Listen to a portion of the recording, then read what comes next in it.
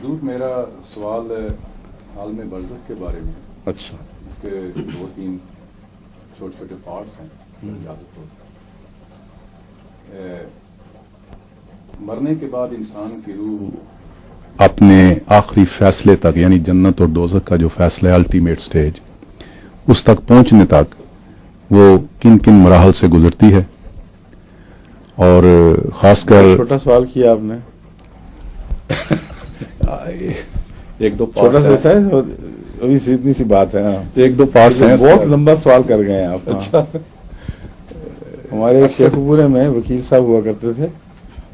وہ ویسے تو وہاں کے آزاد منش آدمی تھے, بڑے برسوخ آدمی تھے. ویسے ان کے جو بار میں ان کو بڑا ایک روب داب تھا, بڑے طاقتور انسان, لیکن دینی لحاظ سے ذرا کمزور سے.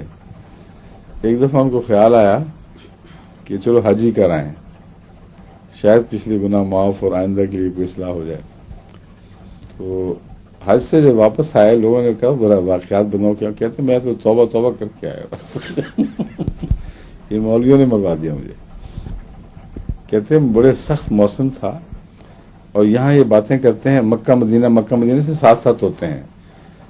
تو میں بغیر کپڑے لیے, بغیر اس خیال کے کہ دور کا سفر ہے اس کے لیے زیادہ راہ پورا لے لوں, بس جا رہی تھی مدینے کے لیے, میں بھی بیٹھ گیا. میں کہا مولوی ہر وقت مکہ مدینہ کہتے ہیں, شاید ساتھ ساتھ ہی ہوں بالکل. تو 250 میل سفر اور بیچ میں رات پڑی, اور اتنی ٹھنڈی رات کہ دن گرم اور رات ٹھنڈی. کہ بھائی تو ہوش اٹھ گیا, ڈر لگتا تھا صبح تک شاید زندہ بھی نہ رہوں. اسی مصیبت سے میں واپس لوٹا ہوں. تو میں تو توبہ کر کے آیا ہوں.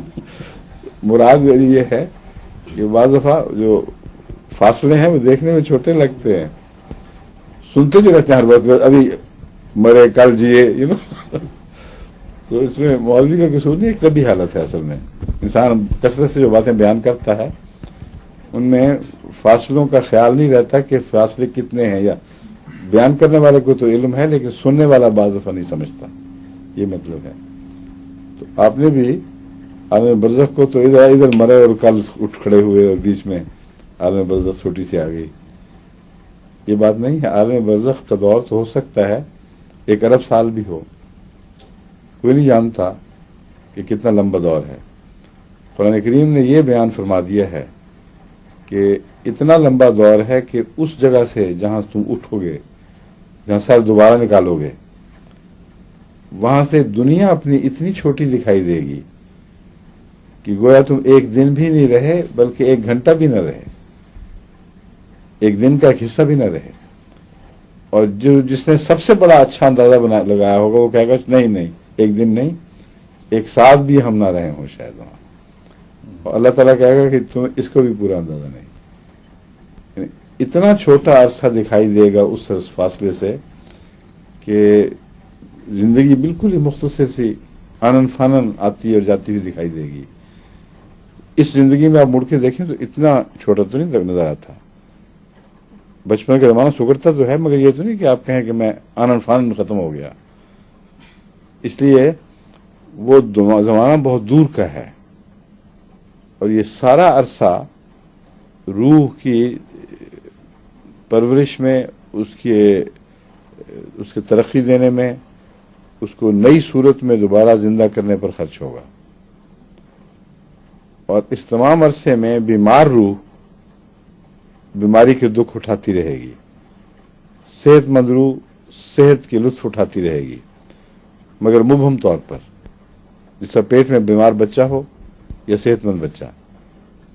اور جب وہ مکمل طور پر اپنی نشو و نما پا کر اس دنیا میں ابھرے گا تو اس وقت قرآن کریم کے مطابق اس کی نظر بہت تیز ہو چکی ہوگی.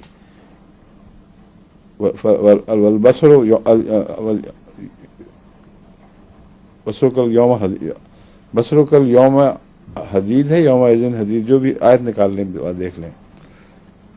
خدا مخاطب کر کے کہے گا اب مزہ چکھ ان باتوں کا جو تو کرتا ہے, آج تیری نظر بہت تیز ہو کر دی گئی ہے. جن کے پہلے تجھے ہوش بھی نہیں تھی وہ بھی اب چیزیں دکھائی دینے لگیں گی. تو شعور کی تیزی جنت بھی پیدا کرے گی اور شعور کی تیزی جہنم بھی پیدا کرے گی. اگر کسی کی قوت شامہ ماری گئی یعنی سونگھنے کی حس مر گئی ہو تو وہ گندی بدبودار چیز بھی کھا سکتا ہے, اس کو پتہ نہیں چلے گا کہ میں کیا کھا گیا ہوں. اور وہاں اگر وہی چیز اس کو مل جائے اور قوت شامہ بے انتہا تیز ہو چکی ہو تو جو یہاں لذت تھی وہ وہاں جہنم بن جائے گی. اسی لیے قرآن کریم نے فرمایا ہے کہ زخموں کی دھون ان کو پلائی جائے گی. اب یہ بڑا کریسا منظر ہے, حالانکہ مراد صرف اتنی ہے کہ یہاں ان کے بعض اعمال ایسے ہی ہیں جیسے وہ زخموں کی دھون پی رہے ہوں اور ان کو پتہ نہیں. دوسری اس کی مثال یہ ہے کہ وہ مردہ بھائی کا گوشت, اب یہاں وہ مردہ بھائی کا گوشت تو نہیں کھاتے مگر باتیں ایسی کرتے ہیں جیسے مردہ بھائی کا گوشت کھا رہے ہوں, لیکن شعور کی کمی کی وجہ سے اس میں لذت آ رہی ہے. اگر وہاں شعور تیز ہو جائے تو یہی حرکت سخت عذاب کا موجب بنے گی. تو یہ جو عالم برزخ ہے یہ پرورش کا دور ہے, یہ ایوولوشن کا دور ہے. اس ایوولوشن میں شعور بیدار ہوتا چلا جائے گا, لیکن آخری صورت میں جو ابھرے گا, جیسے انڈر سے بچہ نکلتا ہے یا ماں کے پیٹ سے بچہ نکلتا ہے, تو اس وقت باوجود اس کے کہ وہ بچہ ترقی کر رہا تھا لیکن وہ شعور جو اچانک اس کو ملتا ہے وہ بالکل اور کیفیت ہے. وَجَعَلْنَاهُ سَمِيعًا بَصِيرًا, اللہ تعالیٰ فرماتا ہے کہ دیکھو وہی شخص جو اندر چھوٹی سی چیز تھی, ایک لوتھڑا سا تھا, اب باہر آیا ہے تو ہم نے اس کو سمیعًا بصیرہ بنا دیا. حالانکہ سمیعًا بصیرہ بننے کا دور پہلے مکمل ہوا تھا تو وہ سمیعًا بصیرہ بنا ہے. تو جو اچانک پن ہے وہ یہ ہے. آخر پر یہ روحیں ڈیلیور ہوں گی اپنی اپنی قبر سے, جو بھی ان کا یہ خدا نے ماں کا پیٹ بنایا ہوا ہے ان کی پرورش کے لیے, اس میں سے جب ڈیلیور ہوں گی تو یوں جیسے روتا ہوا بچہ ایک دم باہر آ جاتا ہے, پھر وہ سنتا بھی ہے اور وہ دیکھتا بھی ہے, مگر اس طرح نہیں جس طرح ماں کے پیٹ میں دیکھ رہا تھا. حالانکہ ترقی ساری ماں کے پیٹ بھی میں ہوئی ہے. تو یہ کہنا کہ تدریجی ترقی تھی اس لیے اچانک پن کہاں سے آ گیا, یہ غلط ہے. مثال میں نے آپ کو بتا دی ہے. تو یہ عالم برزخ ہے. اب اس پر آپ کے کوئی اور سوال اٹھتے ہیں تو بتائیں, مگر میرا خیال ہے جو آپ نے کہنے کی باتیں میں کہہ چکا ہوں, یا کوئی معین سوال ہے تو بتا دیں. بس یہی کہ آپ نے کافی ایکسپلین کر دیا. جزاک اللہ. جی شکریہ.